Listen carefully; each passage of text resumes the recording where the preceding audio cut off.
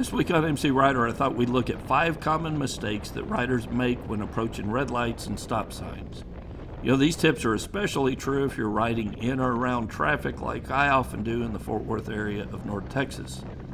The first mistake is often made before the rider ever gets to the red light or the place that they're going to stop. It's important for us to take our safety in our own hands and not rely on the drivers around us to do the right thing. One way that we can do that is to have a plan and be ready to execute that plan when we need to.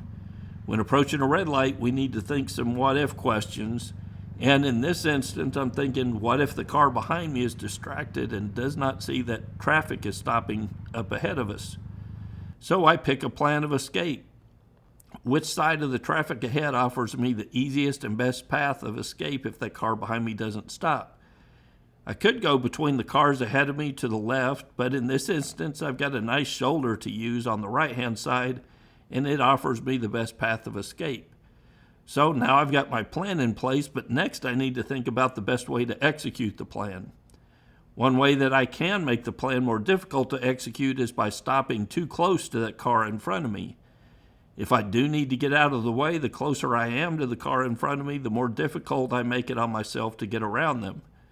You also don't want to stop so far back that if the car behind you looks through you and only sees the car in front, that you're sitting out on an island ready to be hit. So in general, I like about a car's length between me and the car in front of me. Not only is the distance you stop from the car in front of you important, but where you stop in your lane is important too. Remember, my plan is to escape to the right if I need to, so it makes no sense to stop at the far left portion of my lane or even in the center of the lane. By stopping on the right side of the lane and far enough back from the vehicle in front of me, I've made my escape route that much easier to execute if I need to. I often see motorcycles stopped right behind and right in the center of the car in front of them. If you do that, you're at the mercy of the driver behind you to do the right thing. I don't know about you, but I've seen a lot of distracted and intoxicated drivers on the road, and if I can help it, I never want to put my health in the safety of their hands. So now that I've got a plan in place, I've stopped far enough back to execute my plan. I've stopped on the right side of my lane to make it easier to execute the plan. And I have to know something else that's vitally important. I need to know if I need to execute the plan. There's only one way I know of to do that, and that's by watching your mirrors and assuring that the car behind you is coming to a stop. If you're watching the car in your mirrors, you have a pretty good idea what the car behind you is doing. If they're still coming at full speed, you may want to consider executing your plan and getting out of the way. But there's one more mistake that riders often make, and I see this one all the time. They either shift to neutral before they come to a complete stop, or the first thing they do after they come to a stop is shift the motorcycle in neutral. If you do that and relax, taking your hands off the handlebars and enjoying the scenery around you, nothing else you have done up to this point matters. You've made yourself a sitting duck. Neutral's for pushing your motorcycle around in the garage. It's not to be used out on the public streets where cars and trucks can easily kill you. So keep the motorcycle in first gear. You should have already shifted down into first gear before you come to a stop, and you're ready to pull away if you need to. So have you ever seen a video of a lion hunting a pack of antelope? The lion looks for that antelope that's not paying attention to their surroundings. The stupid antelope, the one not paying attention, is going to be the easier prey. When you pull up to a stoplight and you shift into neutral, you're telling the world that you're that stupid antelope. So don't be the stupid antelope. Keep your wits about you, keep aware of what's going on around you, and keep your motorcycle in first gear ready to pull out if you need to. I have had a few riders say in the comments that a rider could never get out of the way in time if the car behind them is not stopping. So let's talk about that for a minute.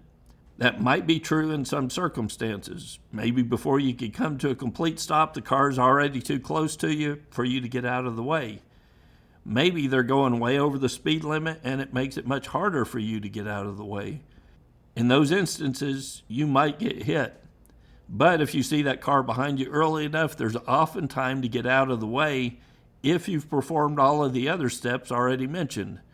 Or, worst case scenario, maybe you can only get partially out of the way. In that case, you're still better off, in my opinion. Because which scenario would you rather be involved in? Would you rather be a rider stopped right at the center of the car ahead of you, 2 feet from their bumper, sitting in neutral, looking at the cars around you to see if anyone notices your cool motorcycle, when that car behind you rear-ends you at 30 miles per hour, trapping you between their car and the car in front of you? Or you see that car is not going to be able to come to a stop in your mirror, you begin your escape route, but you don't have time. But in this scenario, at least you're already moving in the direction of the impact, so you're lessening its force on you. Your motorcycle is pointed towards the escape route and clear of traffic ahead of you, and you still get hit from behind. I know which scenario I would rather be involved in 10 out of 10 times. I would rather be that car moving in the direction of the impact and moving in a direction clear of the traffic ahead of me, even in the worst case scenario where I can't get out of the way. Our failure to plan is often our worst enemy, and we cannot rely on the traffic around us for our own safety. As riders, our safety is our responsibility. So the next time you approach a red light, think about these tips. Stop with a plan of escape. Leave space to maneuver between you and the car in front of you. Position your motorcycle towards the escape route. Watch your mirrors. Keep the motorcycle in gear. If you'll do those things, you'll greatly reduce your odds of being rear-ended at a stoplight. Till next week, guys, it's Kevin with MCrider, and I'll see you on the road. There's a whole lot more to MCrider than just the weekly videos. Go to mcrider.com/member. Get access to all the resources that make MCrider one of the best places on the web for people who love motorcycles and want to get better at riding them.